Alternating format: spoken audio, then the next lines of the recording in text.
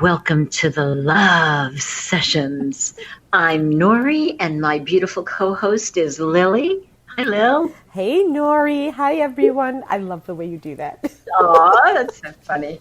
That's so funny. So, lucky number 14, that makes no sense, but we were talking about lucky number 13 last time, so I thought I'd throw that in. Yeah, it makes sense. Anything could be lucky if you declare it so, right? Exactly. Yeah. Exactly. So it's, yeah, how do you think it's going to go, right? Before we started recording, I mean, I always try to anticipate that it's going to be fun. I mean, actually, I state my anticipation before I even get on the phone with you, the way that I want it to go. Yeah, I do the Yeah. same thing.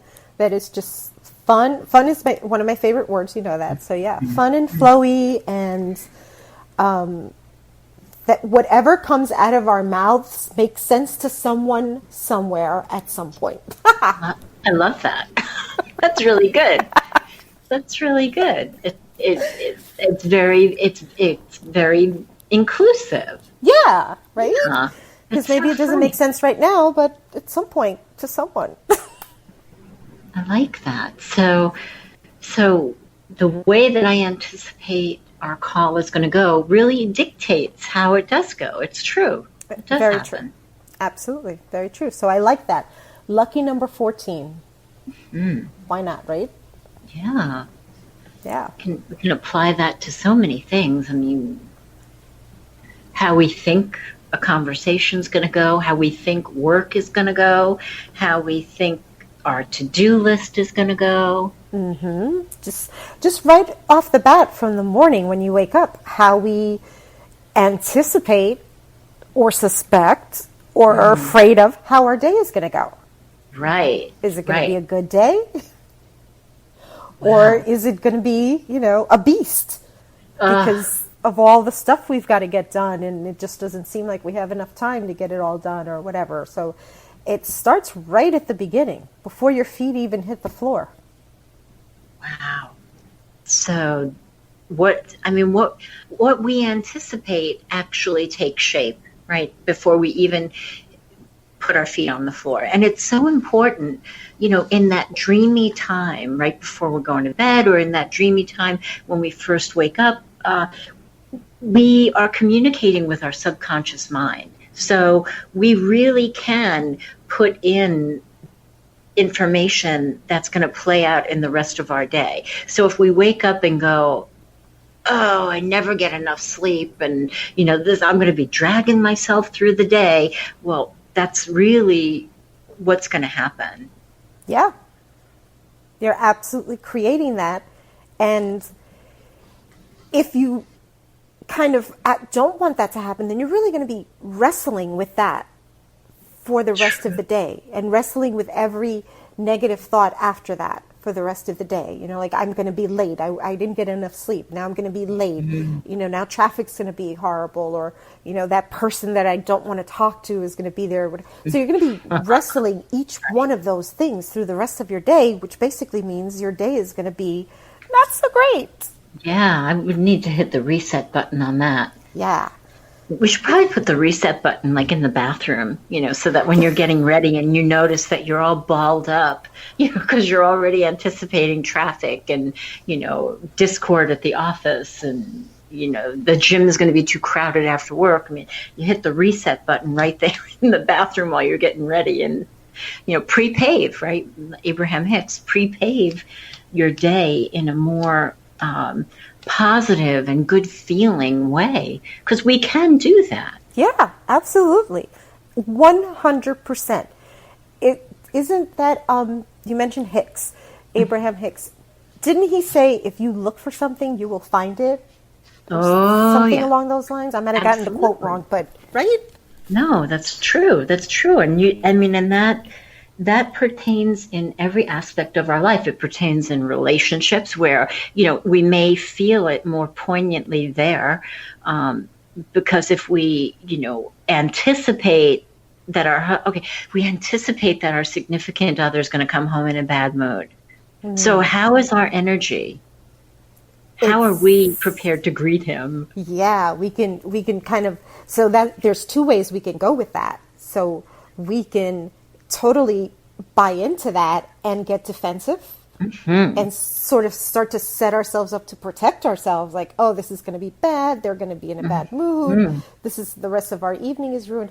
Or we can kind of try to say, all right, I'm just gonna kind of go with it, just kind of try to make them as comfortable as possible, give them some time, give them some space, give them some, affection, hopefully shift the whole thing once they get in here. But that second option means you're not buying into it. You're not saying, oh, it's going to be bad. You're not like predicting it already. They're going to come home in a bad mood and it's going to be bad. Right, right. And so if we have, like a glimmer of a reasonable doubt, right, that, we talked to our significant other during the day and it wasn't a good day at work. So if we have a glimmer that maybe the potential for him or her coming home in a bad mood exists, and we can't, right? I mean, maybe that makes us nervous, or there's other, factors. So if we can't just go, oh, honey, and be all sweet and stuff, maybe we could just like back it up a little bit and go, well, maybe I can just see. Maybe I can Mm-hmm. wait and see how he or she really comes through the door, Yeah. so that we're not setting it up to really happen. Because if that person's coming home and they didn't really have that, or the day switched and it was better, and they come home and all of a sudden you're acting odd, because you're anticipating the opposite, then they're going to react to that, and there you go. Yeah. There you go. It's like shifting it to neutral Yes. rather than trying to, oh, so if they're going to be in a bad mood, I'm going to be in a really, really good mood and sound like I just sucked on helium, like, hi, honey, or kind of, be ready to kind of jump on them and go like, oh, well, why do you have to bring your nasty attitude home with you? If you just kind of shift into neutral and, like you say, just see and just kind of go with what is. And it kind of creates an energetic field of comfort and Yes. safety, and just like, all right, if you are in a bad mood, then that's okay. This is a good place to kind of let that Yeah. energy flow out of you. That's going to be okay. I'm not going to get all, like trying to shift you, force to Right, shift you out right. of it. But that again comes back to everything that the love sessions is about is your relationship with yourself. It's Exactly. looking at Exactly. that and seeing, how am I going to react to this? How am I going to anticipate Yes. this Yes. and therefore And create it? absolutely, because if we look for it, we're going to find it. So, And yes. so the reset button in the bathroom, as soon as we notice that we're anticipating something that makes us feel uncomfortable, we can just ask ourselves, what energy, space, and thoughtfulness can I be or provide that will make tonight really nice for me and my partner? Because if we anticipate a bad night, that's what we're giving to ourselves, and that's the absence of self-love. Yeah.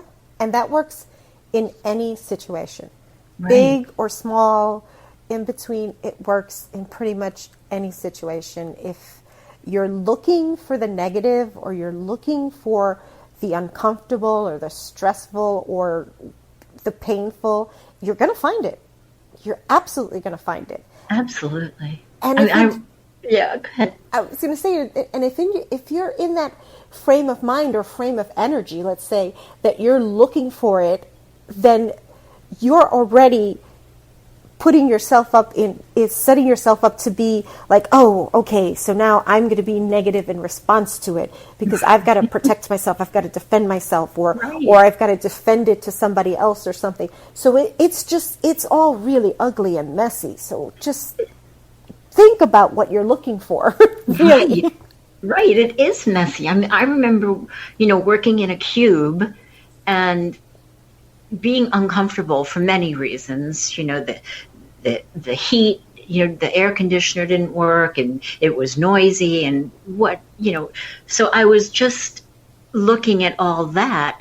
And then for whatever reason, I got the impression that maybe I'm going to get fired. I worked myself into such a negative state that I decided, well, maybe I'm going to get fired. And then I began to look for, I saw my supervisor go walking past, and she didn't look happy. She didn't say hi to me, and I just looked at all of these reasons why, the signs, right, that would support that I'm going to get fired, until finally, 4:45, I would walk in her office and go, "Is everything okay?" And she'd be like, "What? Wait, what?" So I looked for that. I made myself miserable all day. And I mean, I never got fired. So it was so crazy. But I was looking for that, for the wrong reasons, because I just interpreted something uncomfortable. I just hooked it on to something that made no sense. Right. And probably the rest of your day was really uncomfortable and really unpleasant, because every little thing that happened was sort of, to you, added proof, like, oh, this is going to be bad. This is going to be bad. This is so bad. It's getting worse. She's not looking at me. She's mad at me. Exactly. Like, who's talking about me behind my back? They know. Everybody knows. Everybody knows, exactly. Everybody knows I'm getting fired. Wait. But it's so true.